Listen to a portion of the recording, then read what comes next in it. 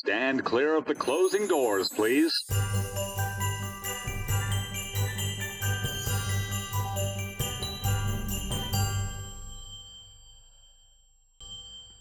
The idea behind it is I don't have to edit as much, but then I have to do things like that where I'm like, I have to go back and edit me talking right now out of it,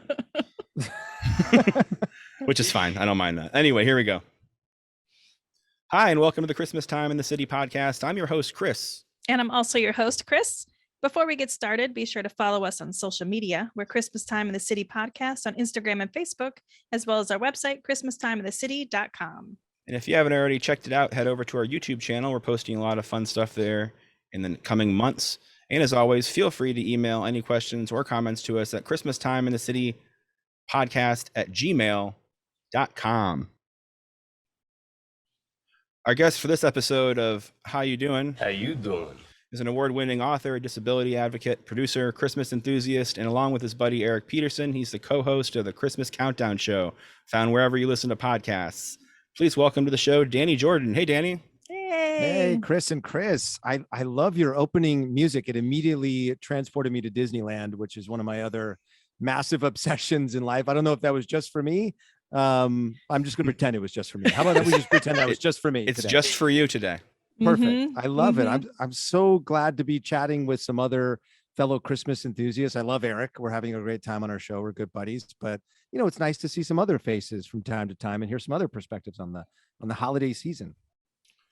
Well, we're happy to have you here. We're huge fans of your podcast. It definitely is one of our faves. And yeah, it's a fun one to binge listen to or to listen to just like each time you put them out. It's just fun. You guys obviously have a great rapport together and bring a lot of Christmas feels to us. So love it. Yeah. What's funny is Eric and I months ago knew we wanted to start a podcast. Actually, when I say months, I mean like 13 months ago.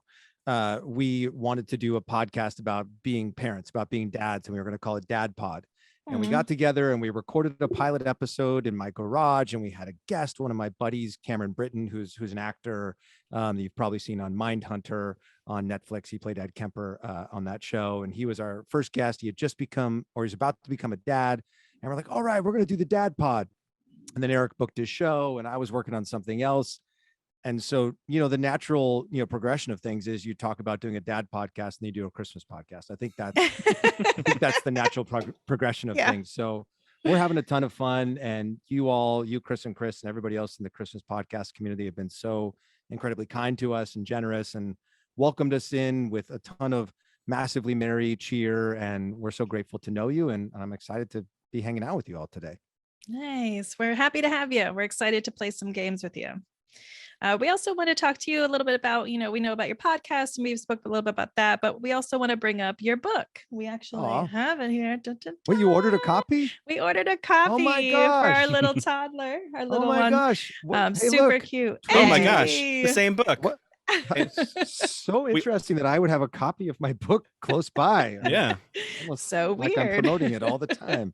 That's so incredible. But we'd love for you to talk about it. Yeah, we read about it. We really love the content. And we have a 2.5-year-old, and we just thought it'd be perfect. And he absolutely loves it. So please, we'd love to hear about it. And tell everyone what it's about. I feel so unprepared. I came here to talk about the holiday season today, and now I gotta shift into author mode. It's right a holiday, now. We need presents for people, right? That's true. It is not a great stocking stuffer because unless you got the paperback version, then you could probably fold it up and stuff it down there, but then you'd ruin all the beautiful illustrations, and who wants to do that? But the coloring book, which we offer as well, you could definitely throw into a stocking. But I created this children's book series back in 2018 when my wife was pregnant with our first kid, Emerson, and at about 21 weeks, we went in for an ultrasound, and there were some concerns that came up during that appointment. And so we got sent to see a specialist, and during a 2.5-hour ultrasound, they confirmed that Emmy would be born with an upper limb difference. And so for me as a storyteller, for me as, a first-time dad to be, I just felt moved to do whatever I could to contribute to a world that is more inclusive and more loving and educated and empowering when it comes to disability. So this idea of this group of kids superheroes called the Capables hit me, and they all have superpowers, and their powers are activated through empowerment. Our first book, Ray's First Day, came out earlier this year, which was the hero character in that book is the one that's inspired by my daughter Emerson, and we just started working on the second book. It's been an incredible journey. I'd never written a book before in my life, so to take that on, it was a huge learning lesson. And then we self-published it, which meant basically all the business ends of everything I did. Some I did great, some I didn't do so great. But you learn your lessons, and we have an incredible illustrator who just brought this world to life, and we created this essentially like a comic book for kids. And I love it. I'm super proud of it. And it's just been really cool to see the way people legitimately from all corners of the world have sought us out and have welcomed our book into their home, into their schools, into their libraries. And it's one of the most important things I'll ever do in my life. So I'm always happy to talk about it and share our story. So thanks for bringing it up. That's really, really cool of you guys. Yeah, absolutely. We really wanted to shine a light on it because we thought it was a really great book, and we're happy to have it in our home. That was very on brand for Ray's superpower, that you said you wanted to shine a light on it, because I don't want to, no spoilies, as I always say, no spoilies, but Ray's superpower may have something to do with light. Ooh. Just say It that. might. It might not, but it also might. Mm. Anyway, no spoilies. None. All right. So before we get to the games of this episode, these episodes of How You Doin'? How you doing? I'll start the same way. We like to get to know our guests with a little segment we call What's Your New York City Connection? So you've talked a little bit to us before about, wanting to be here in New York and ready to come back and possibly living here. So we want to hear your story about New York and what you love so much about New York Christmas. Oh my gosh, where to start with New York City? I mean, it's the greatest city in the world, as they say in Hamilton. Obviously, Alicia Keys and Jay-Z have a great song about it. Frank Sinatra sings a great song. I mean, New York is a living, breathing thing. And, I remember before I went to New York, people would talk about there's this energy about the city. Like the city has a pulse. I was like, how does a city have a pulse? I grew up in a small town outside of, Los Angeles that doesn't have much of a pulse at all. Like after 9 p.m. at night, everybody's asleep. So when I went to New York for the first time back in January of 2009, I first arrived in Jersey, because that's where my buddy was living at the time, who was a radio host at Hot 97 in New York. And so I stayed with him, in West New York, across the Hudson. And I woke up the next morning and I took the ferry across, and I got on the bus and I rode that bus to Midtown Manhattan. And I think I got off at, I don't know, I think it was right around New World Stages, like right around, 51st and what, 6th, or no, excuse me, 8th. And I got off and I remember stepping out of the bus onto the sidewalk, and I just looked up and up and up. And the first two words that came out of my mouth were, oh, blank. Because I felt it. I felt that city, and there was something about it that immediately connected with me, where I just felt from that moment, I was like, I gotta, I was already there, but I was like, I gotta be here, like in a bigger way. It's like what you hear about in like Broadway musicals, like NYC, like that's how I felt in that moment. And I just fell absolutely head over heels in love with New York City on that trip. And of course, like, it snowed while I was there, and I was on a carriage ride in Central Park. And, I didn't fully understand before that trip, like how many iconic buildings are so close to each other in Midtown Manhattan, that it was like, oh, I'm in Times Square, and now I've walked 2 blocks and I'm at Radio City, and I walk across the street and I'm at 30 Rock, and 5 blocks north, 7 blocks north, I'm at Central Park. Like it blew my mind. And I fell in love with the people. I fell in love with the energy. I fell in love with the architecture and the food and the culture. And I was hooked. And I went back. I was fortunate enough later that year to get hired to work on a TV show that shot in New York called, oh my gosh, it was called High Society. It was a docu-series about New York socialites, and primarily Tinsley Mortimer, who's now on Real Housewives of New York. And I worked on that show, and I just fell more and more in love with it. And I knew that I had to move there someday, and I wanted to work around the Broadway community. And then back in 2011, I moved out to New York and lived in Brooklyn for a while. And then I went from there to Astoria up in Queens. And I just love the city. I mean, I would talk about it all day long with you both if you would allow me. And honestly, like there's nothing more magical to me than like late fall into early winter in New York City. When you watch the leaves start to turn and there's just this buzz in the city and you start to see the decorations going up. Like my mom, when I was living there, she came out to visit me right after Thanksgiving. And, we went and saw Broadway shows together and going to the restaurants in Midtown that have like their big wreath hanging out, in front, like Glass House Tavern has this big, massive wreath that they hang out in front of the door, and all the decorations on 6th Avenue. And then we went to the tree lighting together. It's the most magical place in the world. And there's not a day that goes by that I don't miss it.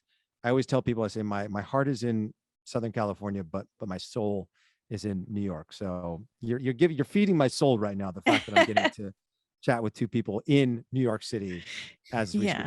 You're here by proxy, I feel it. I feel that proxy energy coming through my headphones. Wonderful. Well, we 100% agree with everything you said. It is definitely magical here. This is why we live here and loved it so much. And we've had all of those feelings you've had. And where are you from originally?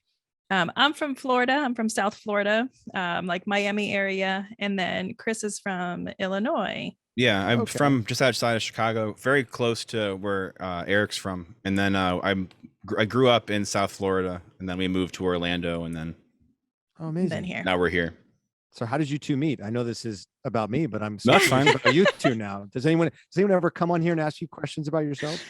We've had a couple, but not personal ones like that. We might have shared it in the past, but we met through a mutual friend. He actually worked with my best friend down there at a shoe store. So I used to go in there and see him. And she basically was the person that said, I think you're going to like him. He's hilarious. And that's just what it is. It was like a Men's Warehouse commercial. You're going to like the way you look. So I guarantee it. Wait, you worked at a shoe store, Chris? Yeah, I worked at Journeys. I don't think anyone's going to care if I say that. I worked at Journeys with all the Converse and the Doc Martens and stuff. Heck yeah. I worked at a shoe store growing up. It was like an old school shoe store where we we wore like slacks and shirts and ties. And did you have to put the shoes on people's feet? Yeah, I had like a shoehorn in my side pocket, and we measured people's feet. It was like the full experience. And I would go back to the stock room and they'd be like, I'm just here for a size 11 Florsheim. And I'd be like, yeah, you're also here for a size 11 Clark. And you're here for, like you bring out a huge, I know you said you wanted these loafers, but we just got these beautiful, new Clarks. And I figured, just give them a try. If you don't want them, you don't want them. It was a ton of fun. It was like a great job for a kid. And it never really dawned on me that I was just working with people's feet all day long, but that was one thing. I actually used to work at the same shoe store, but he worked there after me. And that was definitely a thing that we were allowed to say, we're not allowed to touch your feet. I was like, thank God this is the shoe store that does not touch people's feet. That was the one thing I was not allowed to say at the shoe store that I worked. If I'd said that, they'd be like, hey, Danny, it's been going really, really well. We know you're selling a lot of shoes, but you got to touch people's feet or you're out. Gross. Well, but what was really sorry cool that happened about that shoe store was because it was family owned for years and years. Every year, and I can remember because I used to go to this shoe store as a kid. Like that's where we get our baseball cleats because I played baseball growing up, and they were like the family store in town. But every year at Christmas, everybody who worked there had like a stocking that was like hanging around like the cash wrap area. And I can remember like my first Christmas working there, and you would make like your own stocking. They were just like the traditional red ones with the white fur around the top, but they would give us jelly pens and you could like write your name on it. And I remember the first year I worked there, I just thought that was so cool because I can remember being a kid going there and like seeing all these names up around of like these cool teenagers who worked at the shoe store. Right. And I wanted to be one of them one day. And I got to, I started as a stock boy, and then by happenstance, there was one day they were really busy at the holidays and they didn't have enough salespeople. And they're like, hey, Danny, come up here. And I was like, I'm in like shorts and a t-shirt and Vans. They're like, we don't care. It was just like such an old school sort of like your first job as a kid and you're working minimum wage. It's the stock boy. And they're like, hey, stock boy, get up here and help us with the shoes. And then I became a salesperson, which was really cool. Anyway, This is not why people come to Christmas podcasts. I say that a lot on our show, but somehow you just get off on these tangents. Yeah, why not? Anyway, Yeah. why not? I think it's good to sort of embrace the tangents because a lot of I times, agree.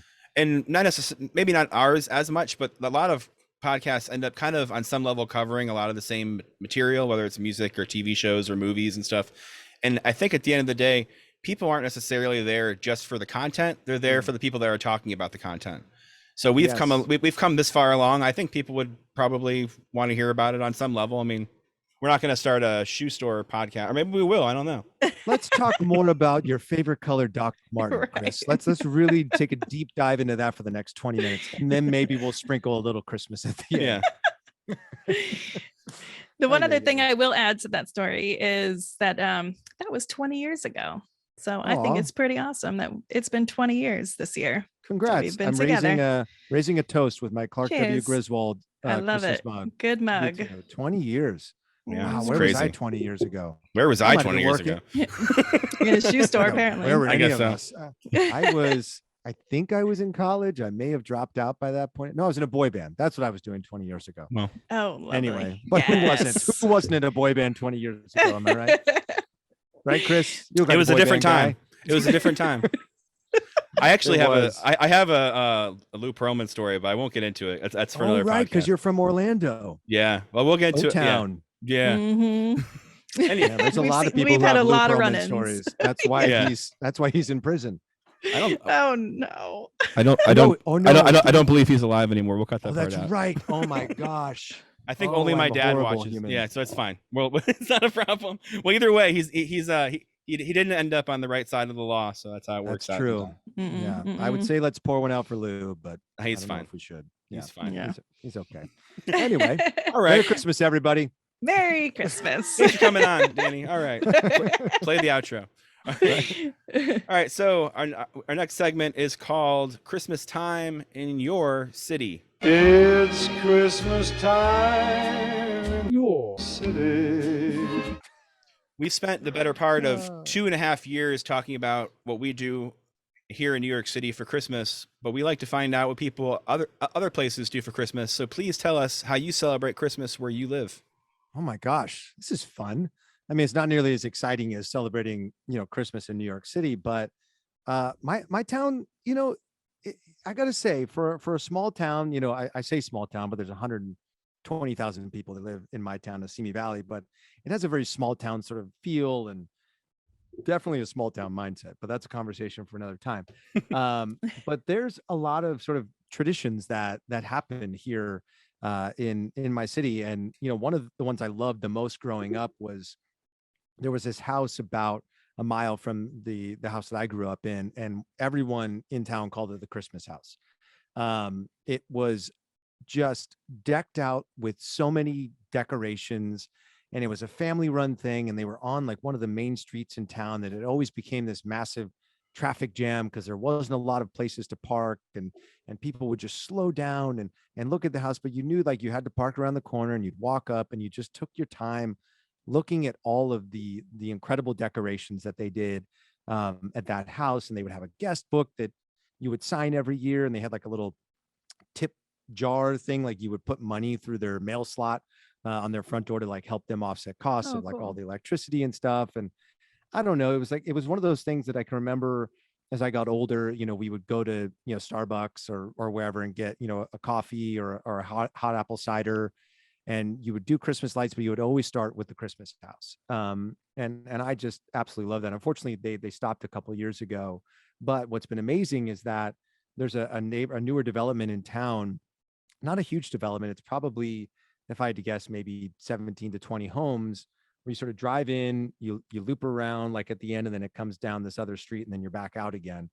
But every single house in that development does lights for Christmas. Oh, and nice. and then they do lights from, because they're all 2-story homes, and they'll string lights from the top of like the house on one side of the street across to the house on the other side of the street. So it's like you're in this magical winter wonderland in Southern California, and like a bunch of people will just park and walk around. And I love it because there's even like one family who's Jewish in the neighborhood, and they'll do blue and white lights, and they've got a big like menorah thing lit up in their front window. So like it's very inclusive. Everybody participates. It's so incredibly magical. I love that. There's also the church that I grew up going to, that my mom is still a member of. They do like a Christmas sing along every single year, and for the last, I don't know, 4 years now, 5 years now, maybe more. My gosh, they always call me to come and MC it. Oh, cool. Which That's is so fun. it's so fun.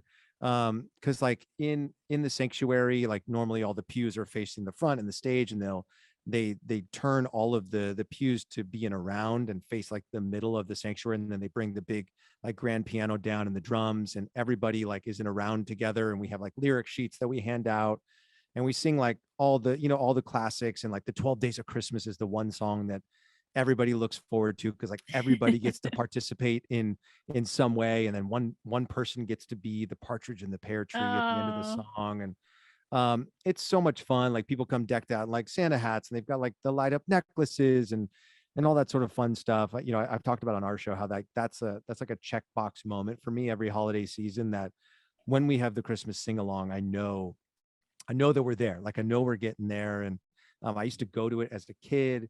And like, again, I just used to dream of like, man, what would that be like to be the guy up there, you know, leading this thing and getting all these people so excited about Christmas.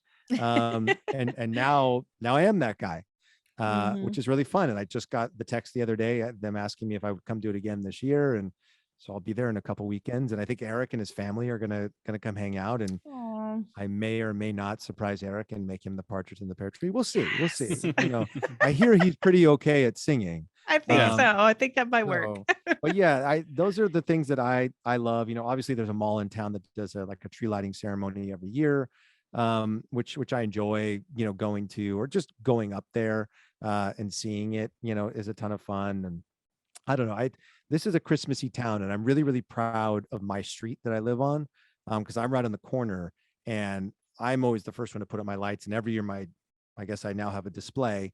My display gets bigger and bigger and bigger, and I was so proud of my street this year because everybody else got their lights up early, and like the first, I think it's 8 houses on the block all have lights up now. Oh, And nice. so I was thinking about walking up the street and like dropping little notes on everybody else's door and be like, hey, you know, don't know if you noticed, but we're Yeah. really getting into the Christmas spirit. Would love if you joined Take us the this year. hint. Yeah, right.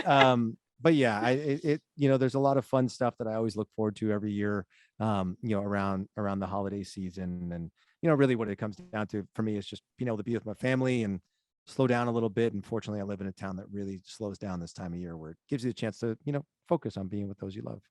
That's wonderful. Thanks for sharing. I think that going forward, whenever we think about maybe living somewhere else or doing something else, it has to be a place that celebrates Christmas really well. Oh, You know, yeah. like it's got to be Oh, a yeah. place with the lights and all those kinds of things. I can't imagine living somewhere else where that's not something that I need to have every Totally. year. When I discovered that neighborhood I was mentioning, where every single house participates, the second we were about, I would say 50 yards into the neighborhood, I looked at my wife and I said, we need to live here. Yeah.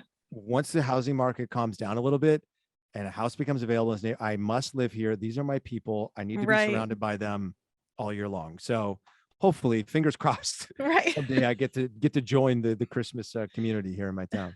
I love it. All right. Well, thank you for sharing. Now it's time to play some games. Games. Yes. Woohoo. This is the good part. This is the part that people maybe fast. What- I have no idea if they fast. What was the rest through. of it? Was the rest of it not good? No, it was. I don't know. I felt like we great. were really in the pocket. I We were- felt like yeah. we were grooving. We were laughing. We were talking about shoes. Yeah. And I just realized most of it was me talking. So if this is the good part, No, No, this is no, the no. fun part. I'm This sure. is just where you can put your I can feet let up, loose. kick back, Okay. let Yeah, this is the loose. fun part.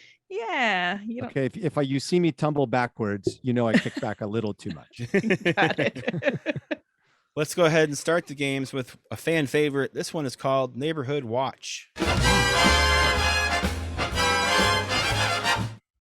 So if you don't know how this one works, I'll read some alerts I've received from the Citizen app, which is an app that alerts people of 911 calls in their area.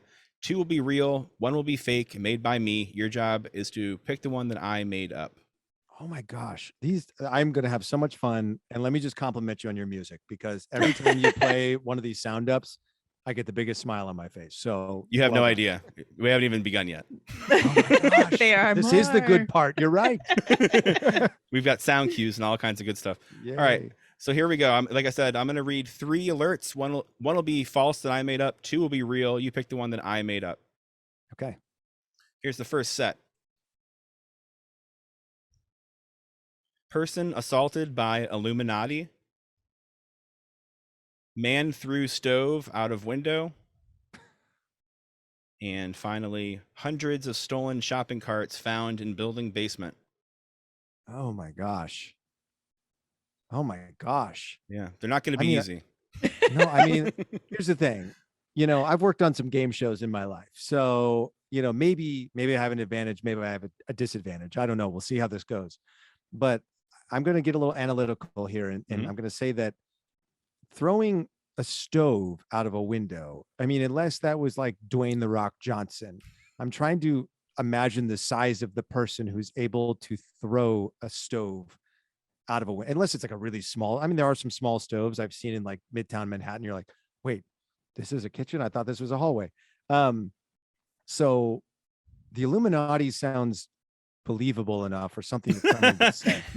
The shopping carts, I could totally believe that. I could totally believe it, because I've seen some things in basements in New York City. So I'm going to go with stove out of the window. And you would be wrong. Oh my gosh. Is it the Illuminati? No, the Illuminati one came like yesterday, actually. That was a real one. Oh my gosh. The one I made up was the hundreds of stolen shopping carts found in building basement. Oh my gosh. That was good. That was Yeah. really, really good. Okay. 0 for 1. 0 for 1. It's not a problem. There's more than enough opportunities to make up for that one. I hope so. I thought you were going to catch us up with the stove, because as you were saying it, you were like, oh, there are small stoves though. Because I remember our last stove before we had this apartment, it was pretty tiny. Like I could probably chuck it out the window. Is it a stove or a stove and an oven? Oh, I don't know. That's a good question. I don't too many unanswered questions on that one. I need more details. Yeah. I'll look into it. Can we get that person on the show? Maybe. Tell us what you really threw out that Coming window. to us directly from the precinct over at 7th and 56. Yeah. It's Tommy Gunn who threw the stove out of his window. How are you, Tommy? Hey, Tommy, how big's your window? Yeah. Yeah, that's brilliant. You don't care about the stove? No, I'm just curious about your window. All right, moving on to the next set. Here we go. Unknown animal trapped in futon. Man and woman taking shower in Wendy's restroom. And unfounded report of rack attack on woman's back. A rack attack? I was worried I wasn't going to be able to say that one properly. I'll read it again. Unfounded report of rack attack on woman's back. What's a rack attack? What is a rack attack? I don't want to show my hand, but I have no idea what that is. Is that like someone like attacked somebody with a clothing rack or something like they were at, TJ Maxx and someone was like, get over here. And they're like, I'm going to attack you with this rack on your back. So they use a TJ Maxx rack to attack someone on the back? Yeah. They're like, how many more rhymes can we come up with? Oh my gosh. Well, there are like sample sales. Maybe it was like one of those fights, I've been involved in many of those, right? Many sample sales. I'm like, get your hands off of my skinny jeans. Those will look better on me. There's only ever one size 31, 32. Oh my gosh. Okay. So we had, I got so wrapped up in the rack attack. I'll give it to you again. Yeah. Unknown animal trapped in futon. Okay.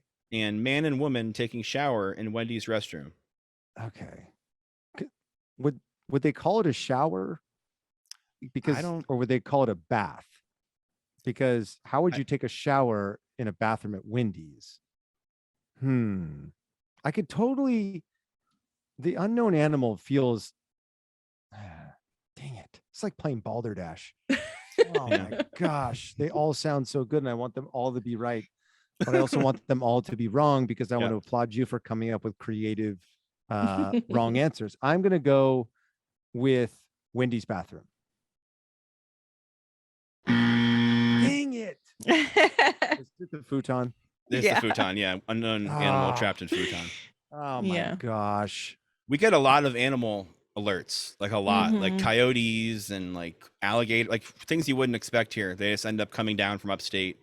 It's It's Wow. very pretty strange. crazy. But apparently they know what all of them are. Either that Yeah. or they never get trapped in futons. Yeah. Right. Yeah. Exactly. Are futons still a thing? In New York City, I'll bet they are. Yeah. Yeah. I mean, we're close to our 40s at this point, so we don't necessarily have futons, but I'm sure that the younger crowd probably exists solely on futons. I had Um, one in my first apartment. For Yeah, sure. we absolutely did as well. Yeah, they were so uncomfortable. Horrible. Yeah, they're very uncomfortable. Who, like, I feel like if somebody had, and maybe I'm going to give somebody a brilliant business idea right now, if someone could have figured out how to a way to create like the foam aspect of a futon that's foldable, but that you can't just immediately feel the metal bars of when you sit on it or lay on it, I feel like they may be onto something. Yeah. I I don't mean, know. maybe it exists. Maybe we're just not in the market. That's a good point. Yeah. We're not necessarily the demographic, I Right. guess. Right. We don't need Well, our I would beds to hope fold that- up. Right. Well, you I know would what I'll hope be that, doing a they deep would dive do that. into later this evening Yeah. on the internet. Some futon information. And I'm going to get force fed nothing but futon ads on Facebook. Yeah, it's, yeah, Oh my absolutely. gosh. Yeah. They're already listening. So, you know, Mhm. I'm already going to get fed them anyway. We're So all here we going to get them now. Yeah, Right? everyone listening to this will also get them because your phones will overhear you talk or Oh hearing my some God. talking about. Futon industry explodes 2 weeks before Christmas. Nobody can understand why. All right, Oh, that's all right. funny. Moving on to our last set of alerts. I'm 0 for 2. I 0 got to for 2. redeem myself. These ones are tough, you know. Okay. New York's a weird place. All of I these make appreciate sense. you building my confidence back up, Yeah. Chris. Thank These you. what are I'm here very for. hard. I feel a little bad sometimes for some of how hard some of these questions are, but not Okay. bad enough to not ask them. All right, so here we go. The last set: ferrets released in park, ghost in apartment, and men threatening people into purchasing baked goods. You get over here and you buy these scones. I worked all day on these. I don't think I'd Oh. have to be threatened to buy a scone. Man, No. You just got to well, ask me and I'm there. yeah, right. That's a good point. This is okay. Ferrets released in public park. I mean, Mhm. I could see that happening.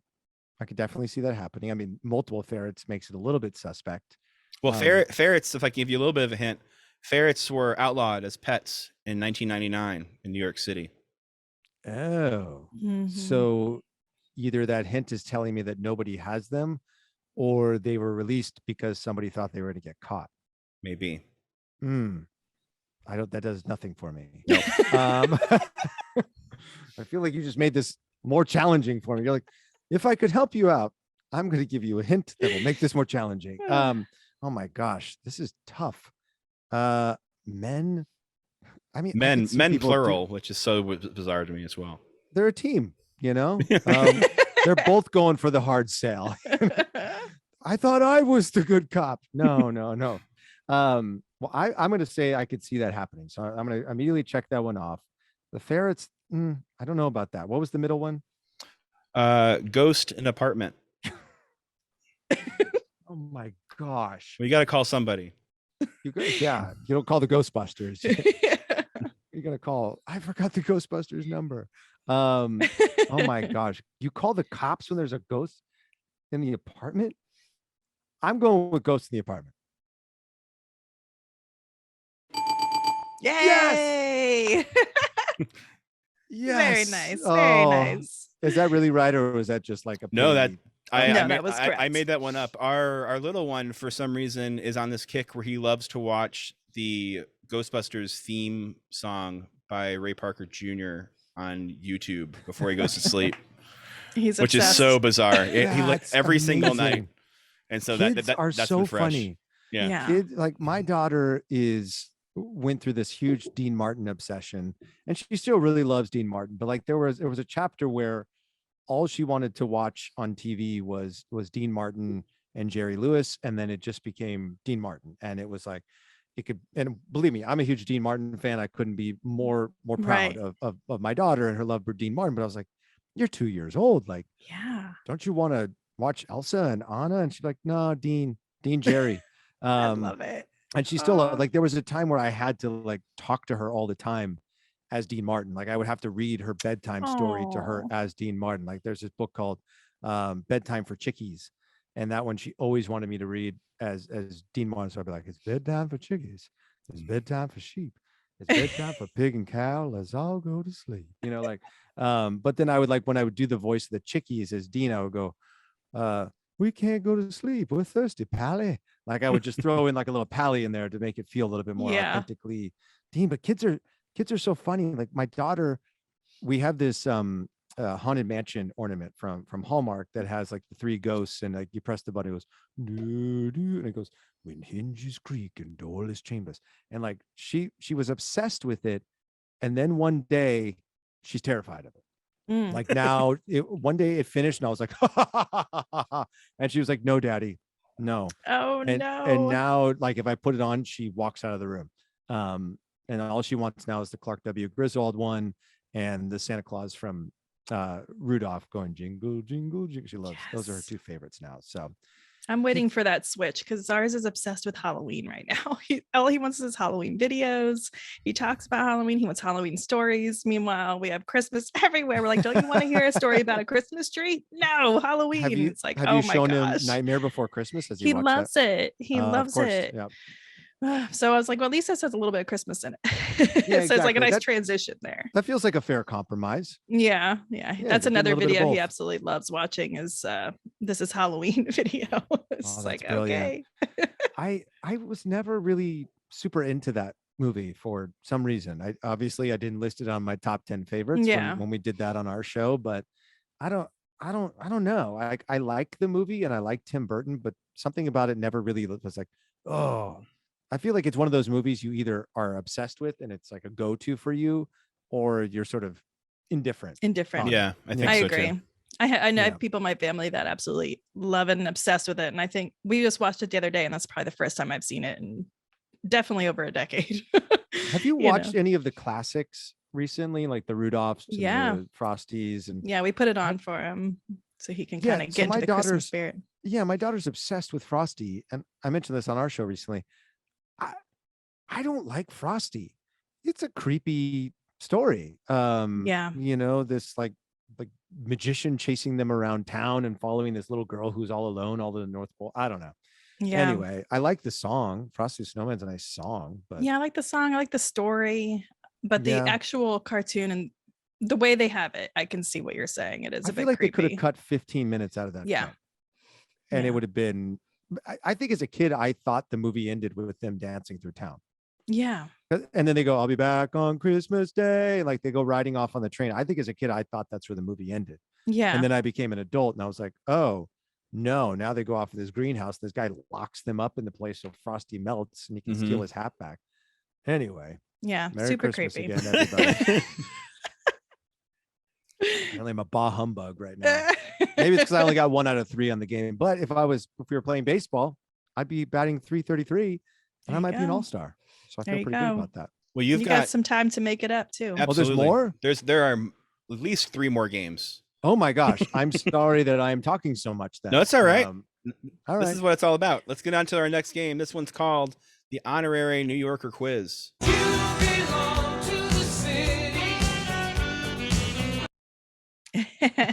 All right. So this is our honorary New Yorker quiz to see if you still got that New Yorker in you, because you have lived here before. So obviously you're still a New Yorker at heart and you love it here just the same. But we're going to ask you some questions about New York and see if you're still an honorary New Yorker. All right. This first one is a multiple choice question. Okay. What type of tree is the Rockefeller Center Christmas tree? Is it a Fraser fir, a white pine, or a Norway spruce? Oh my gosh. Do most New Yorkers know this? No, Okay. Yeah. I mean, we do because we talk about the tree too much, constantly. but- I'm glad you gave me options because I was like a big tree. Yeah. That was going to be my guess. What was the last one again? A Norway spruce, And the first one? Fraser fir. Dang it. I want to say, oh my gosh. Why don't I know this? Oh my gosh. Because I'm gonna go. it's incredibly trivial. Most people don't know. That's why you don't know. Well, a Norway spruce. So does that mean? I mean, I guess Norwegians could have brought them over, and it would make sense for them to be on the East Coast. Yeah. Are trees bigger in Norway than they are here in the U.S.? I mean, it just sounds very regal, the idea of a Norway spruce, but Norwegians sound very big anyway. Like it sounds like they really do. Yeah. They really do. But that feels very un-American to be like, oh, let's bring a tree from another country into our city center here. But for some reason, that just feels right to me. So I'm going to go with Norway spruce. I'm going by my gut. Norway spruce. Yeah, it totally is. You guys so helped me on that one. Thank you. You were on the right track there. I love how, Chris is like, well, Chris number one, I guess. How do people distinguish you guys on the show? Because I don't want to say like indistinguishable. guy one. Chris, girl Chris, like that just feels Chris with a like, C, Chris with a K. That's kind of how it's easier to do if you don't see us. Chris was like, yeah, like don't Norwegians like just strike you as like big people? And I was like, big, gigantic. Yes, they do, Chris. And that is a big tree. They tend to have long, big limbs. They can hold a lot of lights. Yeah, like a lot of lights, and maybe would get lit up recently. I don't know. That was brilliant. Thank you for your help on that one. You can assist. All right, let's go for the second question here. I think you're gonna nail this one. I hope so. Which members of the Rat Pack were originally from New York? Well, and we're talking like the main like group, not like way far in the beginning. We're not talking about like Humphrey Bogart or anything. Peter Lawford and Joey Bishop. Are we including them? Yeah, we are talking about them. Okay. Well, I know that Dean Martin was from Steubenville, Ohio. So the Dean is not one of them. I don't know where Sammy Davis Jr. was from. I want to say that he was from somewhere in the South, though. Do you? Do I, Chris? I don't. But I guess he could have been maybe from Brooklyn, or maybe the Bronx, possibly. I know Sinatra. Sinatra was from Jersey, though. So we're not going to consider him from New York because he's from Jersey. Correct. Joey Bishop. Now that's a good one. He could potentially be from Brooklyn. Be from Brooklyn with that name, right? Yeah, I think it's Joey. I think Peter Lawford, though. I don't think he was from New York. I think he was probably from like Massachusetts or something else like that. So do you need the names or how many total? You can give either one at this point. I'm going to go with two, Joey Bishop and Sammy Davis Jr. Yes, oh my gosh. Nailed it. Oh, wow. That was hard. Yeah. That was really, you did great. I felt very proud of myself that I know like what city and state Dean Martin is from. And you nailed it. Steubenville, Ohio. You just like, it's like rattled off it the off. cuff. Yeah. It's like, well, I know this.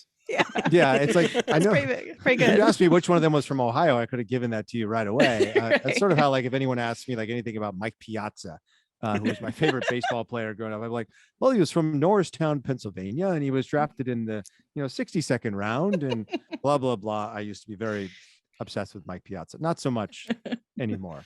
I'm a grown man now, so it's important for me not to be obsessed with other grown men who play professional sports. Yeah. But yeah, you did great. You got Frank Sinatra. He is from New Jersey, Hoboken, New Jersey.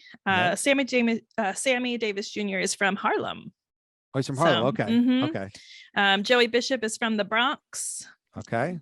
You already knew Dean Martin, and Peter Lawford is from London. Oh, he's from. Yeah. But he didn't have much of a British accent.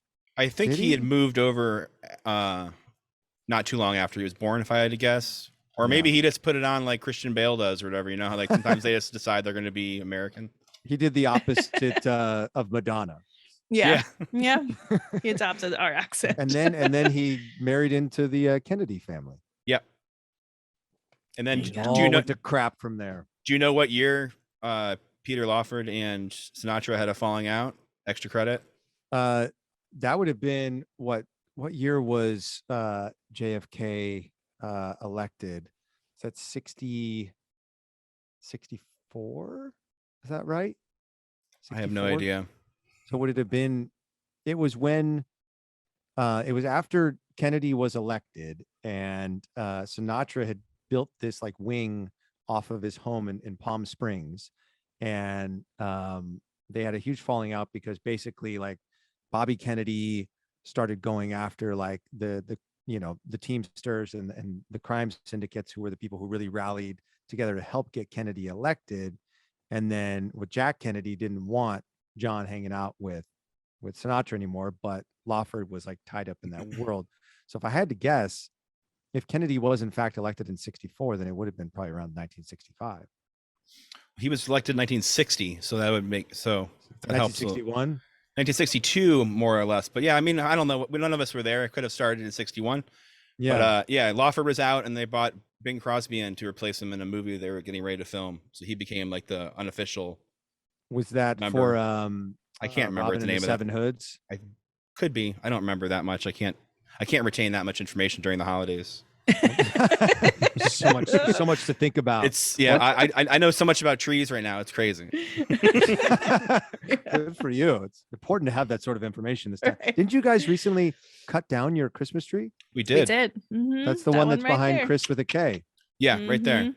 Oh, it's beautiful. What is on Thank top of you. your tree? Is that It's a fez? It's a hat. It's like a, Oh, I love Curly It's it. like hat. a curly cute little Oh, hat. okay. There it is. It kind of because your camera was cutting. I was like, oh, is that like a fez? Like Right. like what was that group? Totally blanking on the name where they all wore fezzes. the Shriners. No, the music group. Oh, the music. Oh, Devo. Devo, yeah. The Shriners. The Shriners. Yeah, like they all were.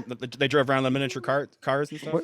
Wouldn't it be funny if all the members of Devo were actually Shriners as well? Mhm. Yeah, I mean, it would have made sense. They already had the hats. Yeah, they're like, what can we do with these hats other than just wear them to random meetings with suits? Let's start a band. Crack that whip, baby. Yeah, Anyway, this is coming off the rails. it's okay. All right, let's roll right into our third question and last question of this category. And this one's a fun one. You know, it's Okay. just you're not going to know. No one's going to know this, but it's You're gonna just get it fun wrong. to We're talk just gonna about let it. you know. We're just gonna, we're just gonna. It's multiple choice. So again, It's multiple Okay. choice still. Okay. How long are the New York City subway tracks in candy canes? Oh my gosh. So it's either 750,000, 3,500,000, or 1 billion. Oh my gosh. Did you do the math on this, or does somebody else already know this? No, I got a candy cane and this went crazy. And one I just afternoon. started at the south end of Manhattan and just, what is that guy doing? I don't know. He's been here for 7 years. He must be a Christmas podcaster. He has a candy cane. Exactly. That's how they know. They always travel with candy canes. Oh my gosh. Are we talking about just within Manhattan or within all like All of New York City, and for Okay. not that it makes much of a difference because it's kind of a shot in the dark, but we went off the average of a 6-inch candy cane.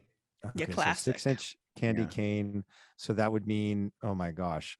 Oh geez.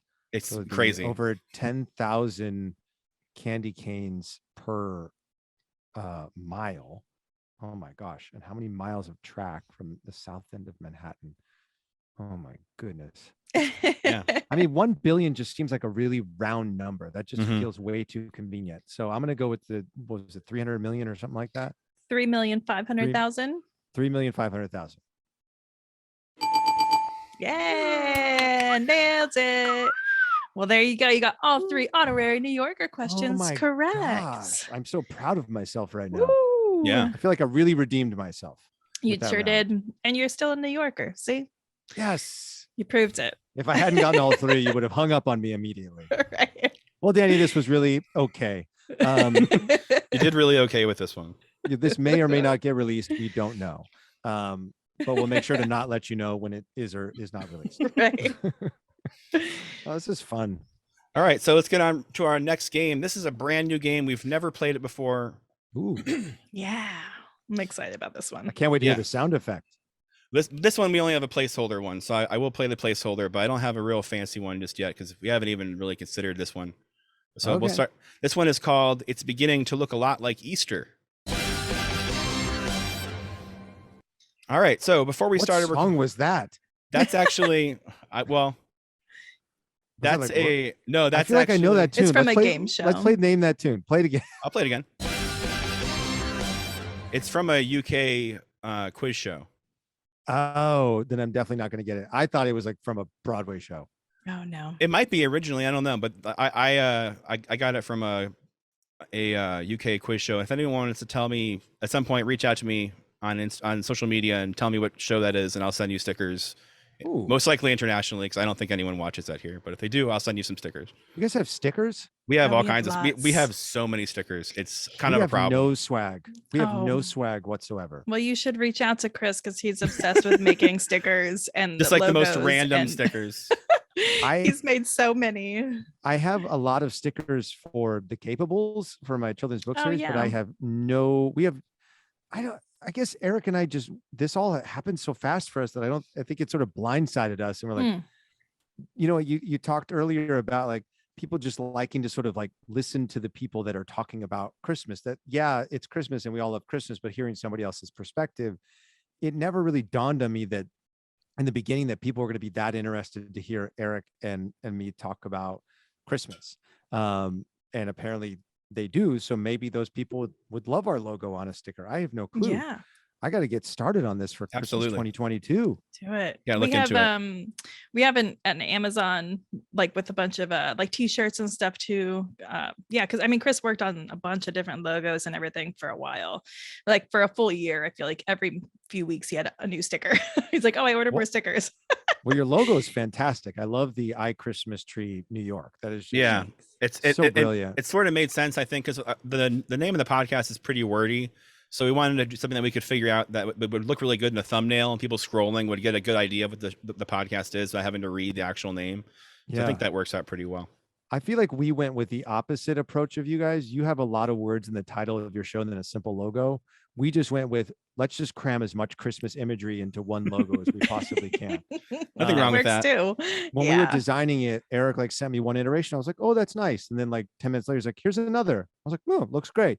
And then within like 2 hours, it had evolved from like us next to a wreath to like Christmas lights dangling overhead and poinsettia plants in every corner. And then a little accent of like a Christmas tree or a gingerbread man in between our names. And I was like, all right, I think it looks cool. I love it. Whatever. No one might be listening to it anyway, so it might not matter at all. So anyway, all that to say, I love your logo. It Thanks. kicks serious butt. Yeah. Thank you very much. Well, like I said, this game is called It's Beginning to Look a Lot Like Easter. Before we started recording, we asked Danny some general knowledge questions. The correct answer to those questions are keywords from popular Christmas songs. We'll go through the questions and then play the song to see how well Danny did.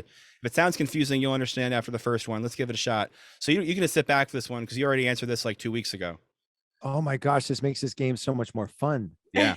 So the first question, and we'll put your full answers at the very end of this episode, so you can have because your thought process on them is pretty interesting for all of them. Okay, thank you. No problem. So you can sit back and relax for the next segment here.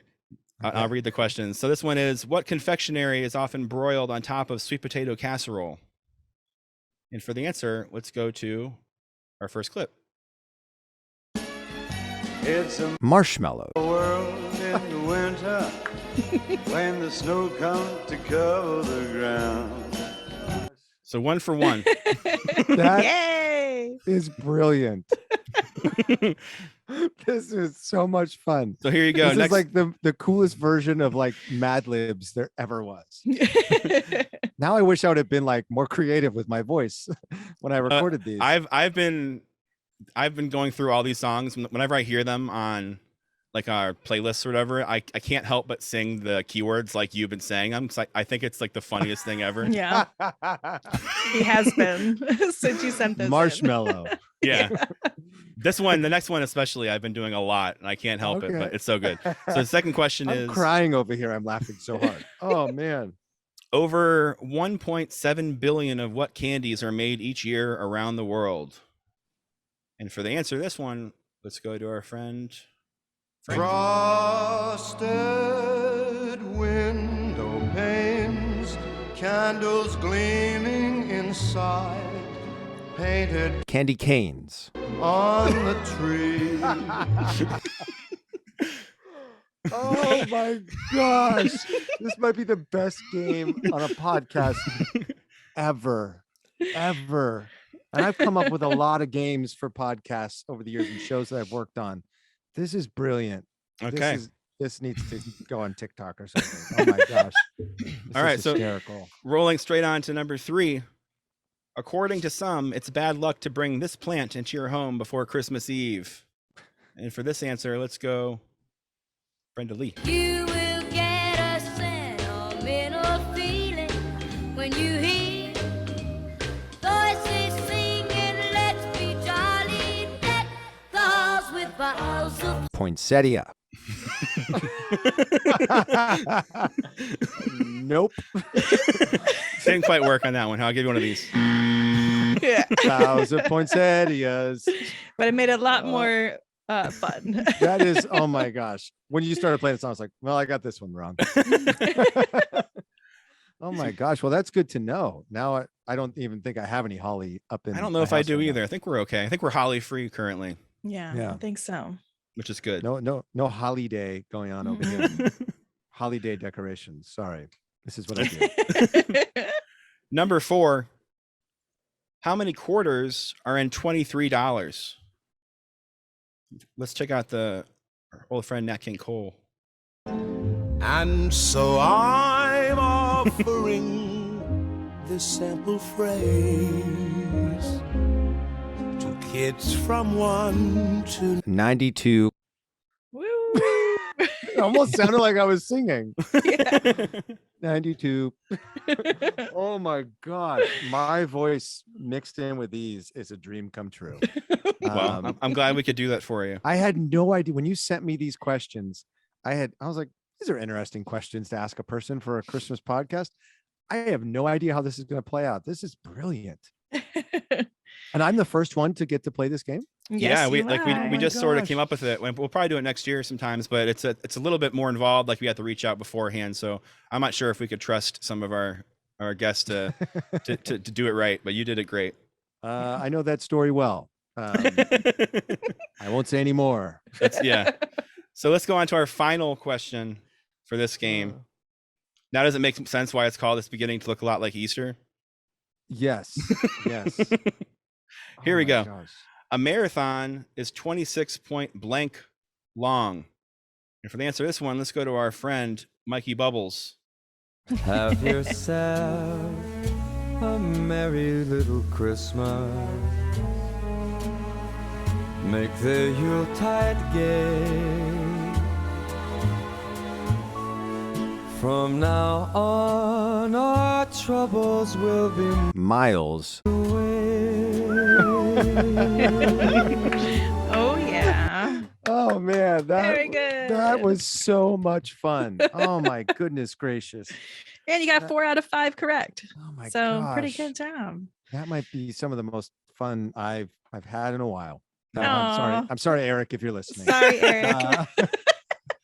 Man, that's brilliant. That was such a good game. Yay. I thought we were Glad being you so creative fun. when we did trivia with Jen Lilly from Hallmark movie fame, and it was not nearly as creative as that. So congrats. That's just brilliant. Oh, I've man. got a lot of free time. I Yeah. just want to play that game for another hour. Right. That's not out of the question, honestly. You're like, actually, we've been recording your voice from your show for the last 5 weeks, and We've we've been randomly inserting cut it into into 73 different Christmas songs. Are you ready? Here we go. Oh, fun. Oh my gosh. Thank you for doing that. That was really cool. Thank you for doing it. You did a great job. Yeah. Mm. All right. I mean, my voice and Michael Bublé's go together like you know. Perfect. Yeah. I Peanut couldn't butter and even tell jelly. when yours started and I when know. his ended. I thought I was Beautiful. singing the whole time. I was like, I don't remember providing this much audio to you guys, but man, I sound pretty good when recording into my phone. That was fun. All right. So this next game, it's called "In a New York Minute."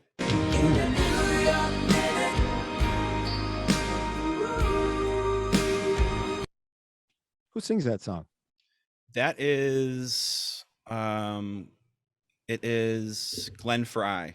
Okay. I was gonna guess Belle Biv DeVoe. No. I don't know. It's just it just had a feeling of like, I don't know, late 80s, No, actually, early 90s it's R&B. I think maybe Glenn Fry is the honorary New Yorker quiz, and that one's it's one of the Eagles Okay. because I think the other one was Don Henley. I'm not sure. Well, I like it no matter Yeah, who it is. it's a great song. It's one of those ones with all the other ones that whenever it plays in my head, I always want to continue singing it. It's Don Henley, according to. Is it? Great, Google Don search. It Henley. came out Yeah. in 1989. It was on the album "The End of Innocence." Oh, that's a good song too, isn't Oh, it? there you go. Yeah. Sure. I don't know. I was never a massive Eagles person. I enjoy their music, but recently my father-in-law went to their concert here in LA. They did a show at the Forum, and he came over and like all he wanted to show me was like all the videos that he shot of the concert. Oh, sure. Yeah. And I was like, cool. He no. was like, yeah, and here's Hotel California, and I was like, I've heard it. Yeah. I've heard I've heard it probably a little bit better than coming from the cell phone audio as well, but Right. you know, I saw this. thanks. Did you see this? I think it was a video or something that I feel like is circulating around on Instagram right now of a previous tree lighting in Rockefeller Center. And like all you see in the foreground is all these people standing with their phone videoing when the lights are about to light That's up so on the funny. tree. And I Mhm. was like, if you're standing there and you see like 200 phones in front of you all recording it, you don't really have to be worried about being able to find the video in the future. Chris said this exact thing last night. We watched the tree lighting because everyone was holding their phones up. He's like, do they know this is being recorded? It's on It's television. literally on television right now. Like such a better quality version than their phones. Yeah. I It's so know, it's- bizarre. Every single person had their phones up last night. What is it? Why do we do that? I don't know. I Just don't know- have I to don't know. prove that they were there, personal guess. experience. Yeah. I don't know. Let's turn this into a psychology Let's do Yeah, it. let's get into podcast right now. You know, people got their Christmas fix in the first 30 or 40 minutes of this thing. Let's do a really deep dive into in. why we're so obsessed with filming everything that happens all the Mhm. time. I don't know. Because what, I don't know and either. who actually goes back and watches it on their phone and goes, hey, everybody, gather around. Here's this vertical video I shot the other night that when I put it on the TV only covers about a quarter of the screen. Do you Yeah. want to see it? Well, I of, think like- maybe your father-in-law would probably do it, right? Yeah, Yeah. that's a good point. There you Well, go. That's a really, really You good could, point. you could watch a video of like 8 guitarists on stage at the same time. That's hysterical. Oh my gosh. That's brilliant. Anyway, Oh, here we go. Moving anyway. on into the next game. I'm not going to play the song again, but it's called In a New York Minute. oh, come on, play it again. Let's just do it. Why not, right? Who Why Here we cares? not? go. Where's it at? I don't even have. Oh, there it is.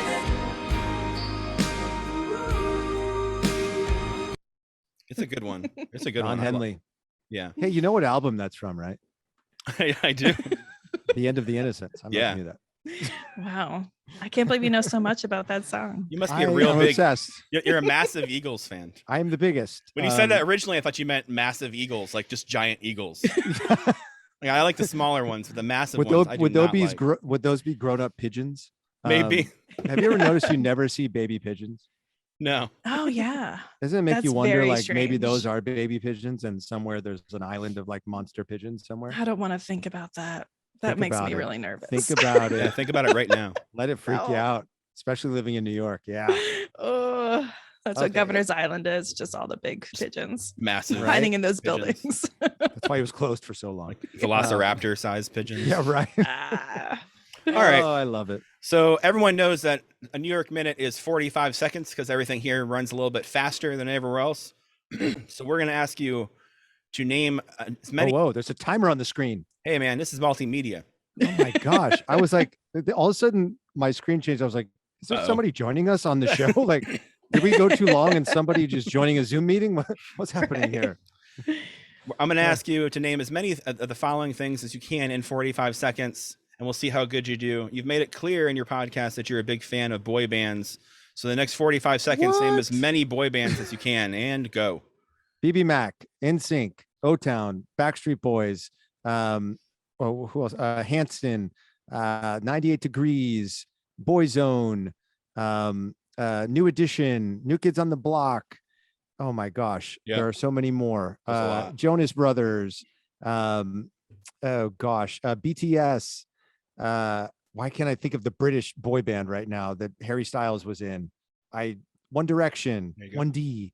Who else do we got? Oh my goodness gracious. VI3, they're a very obscure one.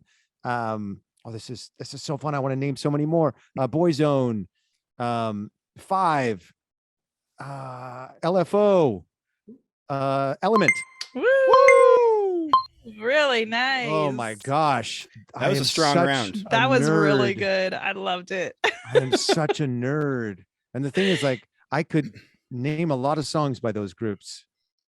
Oh, it's so good. I won't ask you to that, do that. That was an obscure one, man. I don't know if you ever heard of that group, but that was did you ever watch Making the Band? Absolutely. On Mhm. ABC? Absolutely. Did you really? Oh, you did? Of course. Okay. I thought you were like totally patronizing. No, me. You're like, yeah, I loved watched, it. yeah. We there watch was a lot of the- TV, so the it's guy always a chance. who made the group originally, Akaika Kohuanu, the Hawaiian kid who ended up leaving the group, and then Dan Miller replaced him. Akaika was put into another group with two of the other guys who had done really well in the show, Brian, and then Mike. And I don't know who the third or the fourth guy was, but they were called Element, and they had a song called Hey Juliet. It was like their song. Hey Juliet, hey Juliet. Anyway, And here they I are to think- perform their hit, Hey Juliet. welcome to the show, Element. Oh my God. LFO I threw in there. 5, Baby When the Lights Go Out. Baby When the Lights Yeah. Go Out. Do you remember that one? Yeah. Who else did I? Did you Did say you- Jackson 5? I I did don't not. think you did. Well, I here's the didn't. thing. What do you think of as a boy band? Is a boy band manufactured? Or is a boy? Well, I guess the Jackson 5 were still manufactured by Joe, right? Mhm. Oh yeah, they were. Mhm. You know what's really interesting about Jackson 5 is for years I've called them the Jackson 5, Mhm. but their name was just Jackson 5. Mhm. They were not the Jackson 5. To go back Which to is the so Eagles, it's just Eagles as well. It's not the Eagles. Really? Yeah. Mhm. Oh wow. You'd think I would know that being such a huge fan. What other boy bands? I sort of went like full on Will Ferrell in Old School there, where I was like, I'd like to take this one if you don't mind. And then all of a sudden I just started spewing I boy love it. band names. I mean, obviously we had the classics in there, BSB and NKOTB and Mhm. O-Town. And lest we not forget the very boy band Christmas that's going to be airing on ABC. I don't know when this episode will come out, but December 6th, which is in 4 days from right now, it will air. And I guarantee you'll be able to find it on YouTube after the fact. So I hope you Oh. all will tune in and watch along with me for the 9th time. This comes Fun. out on the 6th. We're gonna push it to the. Oh my 6th. gosh. Yeah. There you go. This is the most beautiful Christmas gift I could ever give anyone, is to tune into a very boy band Christmas Tonight. There you go. Tonight. tonight, only on ABC. I don't know. I don't work for ABC. But that felt like, I don't know. I felt like I was delivering a promo there. It sounded good. It was Did it? very Thank you. great. Yeah. I blame the microphone. This is All so much fun. right. I got to tell you guys, this is so much. I'm having the time of my life right now. Oh, thanks. I'm so Yeah. happy you are. Well, you did wonderful in that game. I think you absolutely aced it. And we've only got one more game left before our last segment. Before we take a 30-minute break and come back for 7 more games. Right. Who's ready? This last game we like to call Did You Forget About It? Forget about it. So this is stuff that we mentioned earlier on in this episode. So Oh we're my going to see if you gosh. remember any of these facts that we spoke about. Can I caveat with this the fact that I have a 3-month-old at home and I don't sleep very much? I'll just Hey. caveat everything with that. And if I get them all wrong, we'll just blame it on that. I think you're going to do pretty good, but Okay. I absolutely take that as an Wait, excuse who was because taking my mind notes? is Where- always out. Was one of you taking notes or were these predetermined before the show? No, these are predetermined. Ooh, Mhm. sneaky. Yeah. sneaky. Very Mhm. sneaky. Okay. All right. All right, here we go. First one, which I know you're definitely going to ace. Where was Dean Martin born? Steubenville, Ohio. Hey! Oh my gosh. There you go. You didn't even have to remember that one because you already knew it in your Wow. brain. I feel like if I didn't know that, that would have been really difficult. Yeah, for sure. Yeah. We probably would have talked about it a little bit more if you didn't already know about it. True. You guys are really good at helping the guests get There you answers go. right. And I appreciate that. All right, so here's this one. You might have missed this one, but we'll see if you're paying attention. Okay. In what year were ferrets outlawed in New York City? Oh my gosh. Was it 1996? Flip it. Was it 9? as I was saying 1996, my brain was like 1999, 1999. I was like, shut up, brain. Your brain is correct. Yeah. Oh my gosh. I feel like I get a half buzz, a half ding on that one. Maybe. Yeah. A ding ding buzz. Yeah. All right. Here's the last one. All right. This one may be a little. Actually, you might get it. No, I think you're gonna get this one right. We'll see. On your podcast, Christmas Countdown Show, the first list you covered was top Christmas songs. What was your number one pick? Oh, easy. Have Yourself a Merry Little Christmas by Frank Sinatra. Yay! Yeah. See, we're Such not a here to good make you feel bad song. about memory. We're here to just, It would have revisit been really some fun funny if you stuff. asked me what songs Eric picked. I know. Uh, That would have been awesome.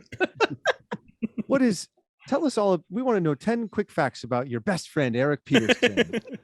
Where was he born? Great question. Next. How did you guys have fun with Eric? I haven't had a chance to listen to that episode yet. Oh, yeah. I think it- it comes out. Yeah, I mean, I'll cut this part out. We wanted to put yours out first, so there'd be more time for Okay. the book. Oh, thanks. Yeah, no problem. And so he'll be out on the 13th. So Okay. but Cool, it was cool. really good. We had a really fun chat with him. We actually played a couple of your songs for him to see how he liked it. And he Game.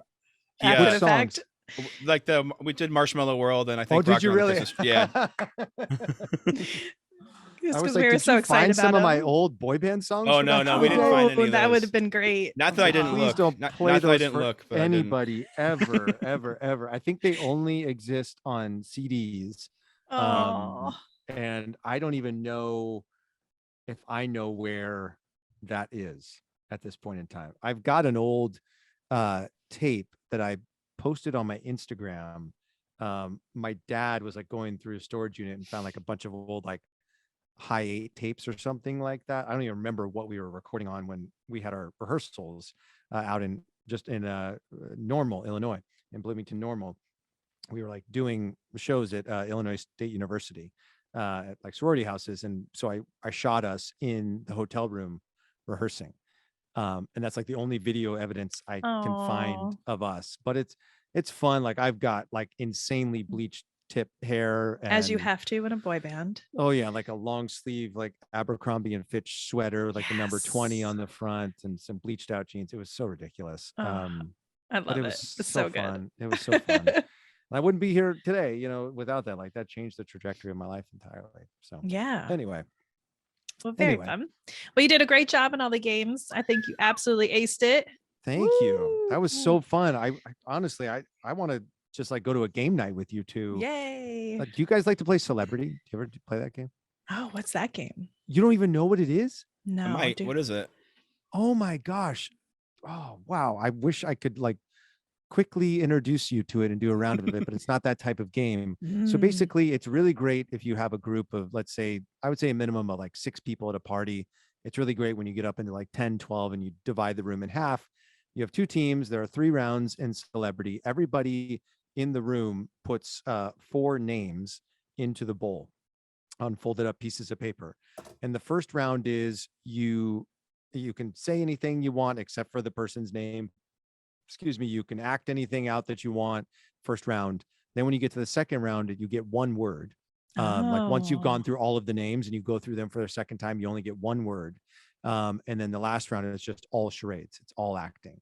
And it's a Fun. ton of fun. So like it takes a lot of like paying attention, and the names have to be like celebrities that the majority of the people know in the room. Like you can't pick some like random character from like, I don't know, like Diablo 3. And like, because you were a big gamer, Right. that it has to be like, it would have to be, like Frank Sinatra and Right. they're like professional Common athletes. knowledge. Yeah, or it could be Right. like cartoon characters, all that sort of fun stuff. But you have to pay attention because a lot of times the single word round, what's really helpful is like when people guess it the first time through, like remembering what the word was that triggered everybody and sort of going back to that and being like,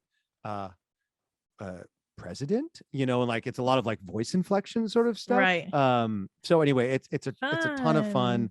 If you have a game night anytime in the future, I highly recommend playing the game Celebrity. It's one of my favorites. Awesome.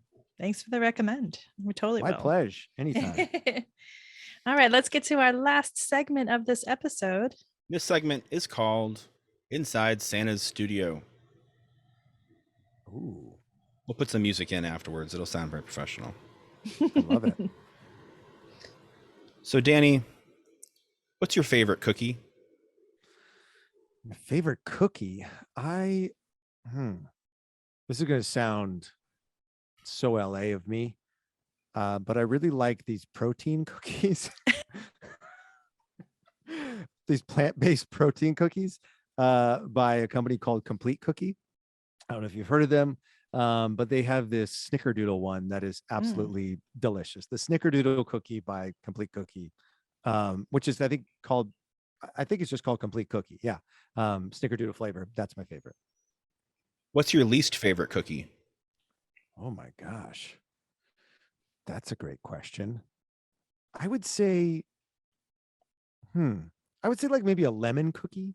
I don't really like citrus in my sweets. I'm not necessarily like the biggest sweet person in general, but like when they have like lemon meringue or whatever, like I'm like, no, why did you do that? Why did you take something that could be really great and just put some chocolate chips in and you had to add like lemon or something? So I would say any lemon cookie, I'm anti. I feel that way. I totally get it. I don't think anyone's ever said that before, and I totally agree with that. Yes. Yeah, it's a good answer. Hold on, I'll give you a thing. Hold on a second. Where's the button? Hey, I love it. I thought you were gonna play that that Don Henley song again. So, when do you start decorating for the holidays? Oh, well, last year I did it, I think November 1st, because didn't really have much else to do. This year, I think I was the second week of November. I don't really subscribe to waiting until Thanksgiving to decorate my house. So I would say usually like the second or third week of November, I've got everything done. Everything is up on the outside of the house. The inside takes a little bit longer. But as of right now, like our whole entire interior and exterior of the house is decorated because look, I love what our house looks like when it's decorated for Christmas. So why not maximize the opportunity, you know? Yeah, enjoy it for longer than just a couple weeks. I don't know if you want explanations for all these answers, but I'm giving it to you anyway. That's fair. Yeah, absolutely. No worries. So when do you put your decorations away? Ooh. I usually it really depends on my work schedule. If I'm going back into production of a show, you know, around like January 4th or January 6th, and I try to have everything down before then because I know I'll get so wrapped up in work that I just won't have the time to do it. And I'll drive home on like January 22nd and my you know, Santa will still be on my front yard. I'm like, Danny, it's time to dial it back. So I'd say I like to have everything down by January 3rd, January 4th on average. Are there any So decorations? into the new year for sure. Into the new year for sure. Yeah, I would certainly hope so. Yeah. Anyone who takes it down before New Year's Day, I'd have a problem with them. You're a monster. Yeah. Who does that? You'll put it up 3 weeks early, but you'll take it down like 1 week after. Come on. And I'm also convinced this won't offend anyone listening to this podcast because everyone listening to this podcast keeps their decorations up till at least past New Year's Day. At least until Easter. Yeah. Yeah. Well, some of them probably. That's part of my next question. Are there any decorations around your house that you've forgotten to take down from last year? No, we are really good about making sure everything gets put away. If there was one decoration that I would be willing to leave out year round, it would be the framed picture of Buzz's girlfriend that my brother gave me for Christmas a few years ago. Like there are times when we put away Christmas decorations, I think this is kind of funny. Why don't we just leave this out and just, you know, people who come over to our house for the first time and maybe don't know our entire family look at that and go, huh, never met that family member before. Like, I think that would be kind of fun. Yeah. Plus it would remind me of Home Alone all the time, which is never a bad thing. Absolutely. If you can't see because her video camera is so bad on her camera, behind her next to the Christmas tree, there's some shelves on the wall. We have a talk boy up there and oh my gosh, and a VHS copy of the gangster movie from Home Alone 1. Like someone made it on Etsy. I'm not even sure. We don't have a VCR. I have no idea to know what's on it, but someone made like an actual case of the Those stay up is year round. Good. Yeah. I bought the talk boy on eBay for like $20. How long ago? like maybe 2 years ago. I think I Hmm. don't know why Does it everyone doesn't have a function? talk. The only thing that doesn't work is the microphone. When you pull it out. I think it's just a cord issue. If I really want to, I can go back in and just kind of like solder it real quick. But Yeah. it rewinds and plays, but it just doesn't record very well. Okay, I want one so bad. I look at them all the time on eBay, but I feel like they're always like ridiculously expensive. Mine was less than $20. Well, after I go do a deep dive into whatever else I was supposed to deep dive, futons, yes, and foam, the perfect foam for folding up a futon that doesn't make you feel the metal bars. Mhm. I will then see if I can find myself a talk boy Perfect. for Christmas this year. I do have, my wife got me, I talked about this in our episode with Devin Rattray. My wife a few years ago got me the battle plans Yeah. that Kevin draws up, and it's laminated, but she Very won't let me cool. hang it up in the house. And I'm really trying to figure that one out. I'm like, why did you Hmm. give this to me if you don't want me? Do you just want to live in a tub in the garage for the rest of all time? So I got to get on framing that, because I feel like if I framed it, it would be silly for it to be sitting in a frame. Like, because it's Yeah. rolled up, I could maybe understand why you could say don't put it up in the house. But A if I frame frame can it, make anything look like artwork too. So you got to get a True. really nice frame on it. I think she would be down with it. that's why I carry a frame around my face all the Yeah. time. Look at this beautiful artwork. Yeah, look at this artwork. Oh man, this is so much fun. Moving right along. This one's sort of a stretch. I feel bad asking this one, but it's so close to the real questionnaire that I have to ask it. What's your Okay. favorite festive word? Oh, my favorite festive word. Wow. Oh man. It might be one that I sort of came up with this year when we were trying to describe our podcast. And I would say jingle belliest. Ooh, It's a hyphenated word. So when people like ask, what's your show like? I always say it's massively merry, it's gigantically jolly, it's the jingle belliest show this side of the North Pole. That I like that. So I'm gonna go final answer, jingle belliest. I love it. that's right. That's a really good word. Again, no That's Don my Henley. festive. New York Minute. So, what Christmas song do you love? Whoa. What Just in- Christmas song yeah. don't I love? Yeah, I That, think that, that's a the tough that's the one. next question. So Oh. wait for that. Oh my, I just have to give you one. Yeah. Oh man. Well, let me try to think of one that I haven't named on our show so I can think of something a little bit different. Maybe one hold that's on. caught your ear like recently. Recently? Yeah. Oh, Something that you're okay. just like, oh, this has been something I've been loving to listen to. Well, now I'm going to my notes from our most recent episode that we recorded of our show. I'm gonna go. Oh, yes. Wait, I'm forgetting the name of it. Hold on. It's the. Oh my goodness gracious! Why am I? Oh, Boogie Woogie Santa Claus. There it is. Hmm. Okay. It's the Boogie That's a fun Woogie one. Santa Claus. I wanted to put that on my top 10 favorite songs list, but as I just got deeper and deeper into it, I just couldn't. I couldn't, in like good conscience, put it on there. Right. But I love it. I love that song. I also love. I feel like Cool Yule is one that just doesn't get enough love. Have a Yule, that's cool. I love that song. And then I really wanted to put it on our most recent list that we're working on right now, which is our top 10 moderns. Mhm. I really love Sam Smith's version of Have Yourself a Merry Little Christmas. I think his voice is Yeah. just pure butter on that. And he hits these like falsetto runs where I'm like, get out of here. Yeah. Get out of here. Yeah, they're fantastic. Those are all great options. I gave love you those. 3. Perfect. That's fine. Love it. So then, what song do you hate? Hate's hard to. It's harsh, but what song do you really deeply do not like? Christmas songs. When you that press and skip. Ooh, this is. I don't really care for Last Christmas Mm, is that Wham or George Michael? I think it's Wham. Wham. Yeah. It's Wham. Last Christmas, I gave you my heart. I don't really care. It's not that I necessarily hit skip. It's just the first Christmas song that comes to mind that I'm not necessarily the biggest fan of. I'm I sure say I it's could think- fair. A lot of people feel that way. I like that song, but I do hear from a lot of people that that's not their favorite. I'm sure there's a bunch of like classics that maybe I don't care for either. A song that I love that I just realized I haven't talked about at all is Carol of the Bells. I just heard like, that song on Sirius XM again the other day. I was like, Carol of the Bells, like, oh, the bells.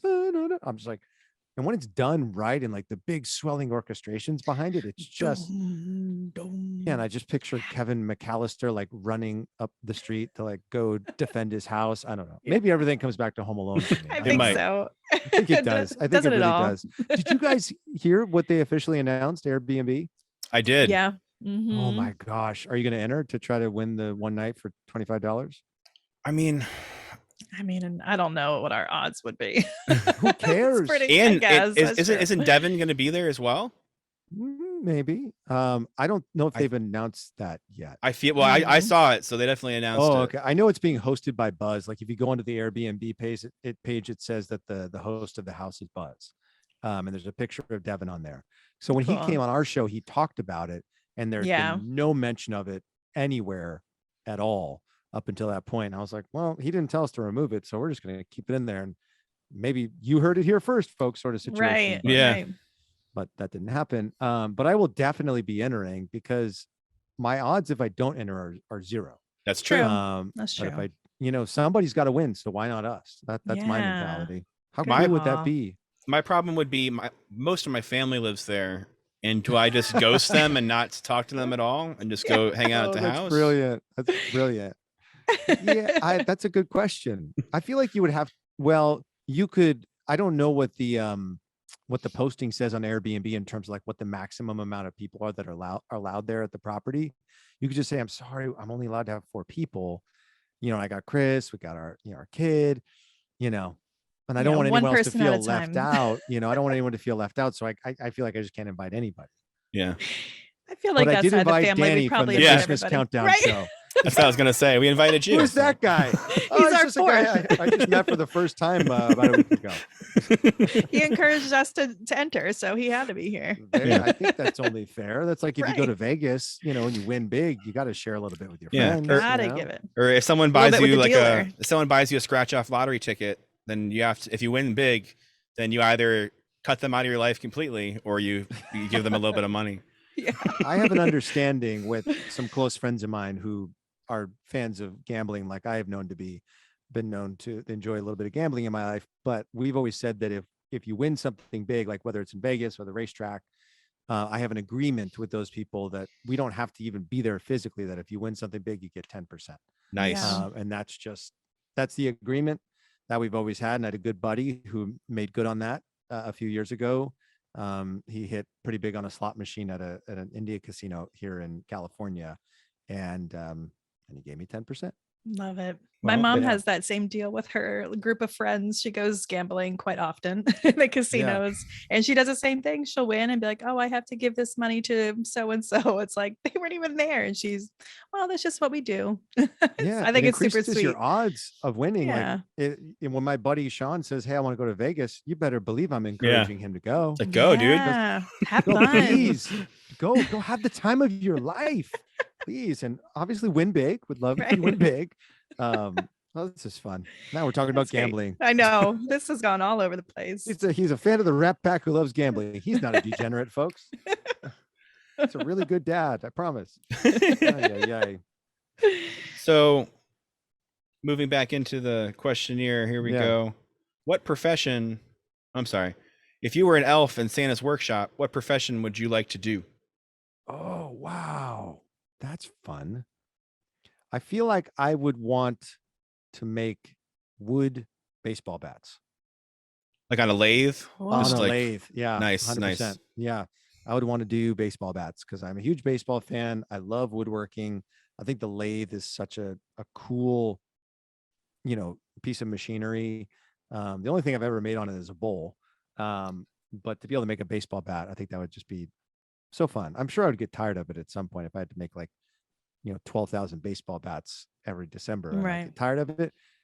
But that's probably how everybody feels in the North Pole. So Yeah. at least I'd be making something I like. Yeah, absolutely. Yeah. That's very specific. I like that. Thank you. What profession would you not like to do? In the North Pole, period. Yeah. Okay. So it doesn't have to be like making toys. It could be any job. I would Any say of the jobs at the workshop that you would think would have to be there to Does the workshop include like the reindeer stalls? Yeah. It sure all of does. it. Anything Okay. involved with Santa and the North Pole. Yeah, I'm not scooping up the reindeer business. I'm not Yeah. taking that job. That's what have people everyone said that tends to before? say. Oh, really? Yeah. Well, then let me come up with something better. I always say that's the job that I would want. And everyone else hates it because I would want to take care of the reindeer. I mean, it would be cool to take care of them. Like, I wouldn't mind, maybe like, I don't know, washing them, but like cleaning out their stall and stuff. I feel like I would be not so much a fan of that. Yeah, full I also time feel too. like working in the kitchens would be really, that would be exhausting, right? That's a good one. Because there's a lot of elves there. And 3 meals a day. Like that's a lot of cooking, right? Yeah. Like, when do you ever have a dishes, break? A lot of dishes. So many dishes. I wonder, like, are they Santa's elves that are in the North Pole, or are they like house elves like in Harry Potter, where they can do magic things with their wands? Interesting. I would think they were Santa's elves, but it would be way easier if they had a little I mean, maybe they built stuff that magically cleans stuff for them, Yeah. I'd like to it's still imagine magical. a crossover world where Dobby the elf, God rest his soul, is in the North Pole cooking up food in Santa's kitchen. That's really fun. That's a world I want to live in. Well, let's get it made. Come on. Right? I'm in. So finally, if the North Pole exists, what would you like to hear Santa say when you arrive at the workshop? Oh, wow. What do I want to hear him? I think I'd want to hear him say something funny. Like, I feel like I'd want to hear him say like some sort of joke, like a play on ho ho ho, or like ho ho ho, yeah, I'm real, or like something like that, or clearly you've been nice, or something like that. Like, that would be kind of fun. Oh, I feel like this is an opportunity to come up with a really great answer, and I'm just coming up with something very cliche. What if he said, Danny, I am your father? That might be kind of fun, right? That's it. That's it. Hold on a second. You get another thing. Hold on. That's it. Yeah, That was a good one. Oh, I like that one. That one feels good in my soul. Yeah, that was Dad? clearly the right answer. That was great. Dad? Oh man, that's really funny. Danny, Maybe can you do us a big favor? Totally. Can you tell everyone listening where they can find you and your podcast, and any other information you might want to share with them about the book, especially? Yeah, of course. So you can find me on social media. I'm on Instagram at Danny Jordan. I'm on TikTok and Twitter at _Danny Jordan. You can also find me, acting a fool on the Christmas Countdown Show 2 times a week with Eric. We are at Christmas Countdown Show on Instagram, on TikTok, on Facebook, and we are at Xmas Pod on Twitter. And then my pride and joy, The Capables. You can find us on all social media platforms at The Capables. Or if you're interested in ordering a book, you can go to thecapables.com. We're launching a brand new website on December 15th, which we're really excited about. Or if you're an Amazon person, especially if you're listening abroad, I would highly recommend ordering the print on demand version, the paperback, through Amazon. It'll save you a lot of money on shipping. I make less money, but I don't really care. I just want to make sure these books get out into the world. And they make great Christmas gifts. It's a great story. It's inclusive, it's empowering, it's educational. And, it would mean the world to me if you spread that message of inclusivity this holiday season. Well, thank you so much for coming on the podcast. We really appreciate it. We love your podcast, and it's been a lot of fun. Yeah, this has super been fun. so much fun. This 3 hours just flew right by. Yeah. I don't know how you're going to edit this down to 1 hour and 15 minutes. But I appreciate you guys again. I really, really appreciate the way you've welcomed us into the community and just showered us with, Christmas cheer. And it's been a joy getting to chat with you. And, hopefully this isn't the end. Hopefully we get to chat many times again in the future. Well, We'll have some new games. Yeah, I've got a million game ideas, so I'm the guy to come to for that.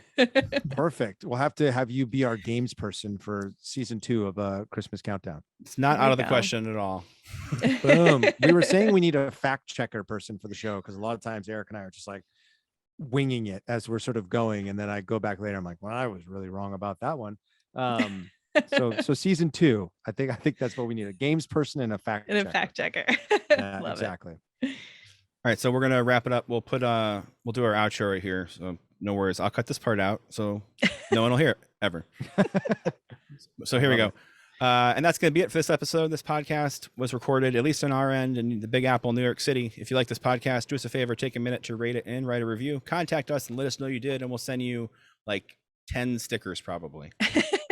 Subscribe now and follow us on social media so we can keep the conversation going and keep you posted about new episodes. Until next time, I'm Chris. And I'm Chris, and this is Christmas Time in the City. This is the last stop on this train. Everyone, please leave the train. Thank you for riding with Christmas Time in the City.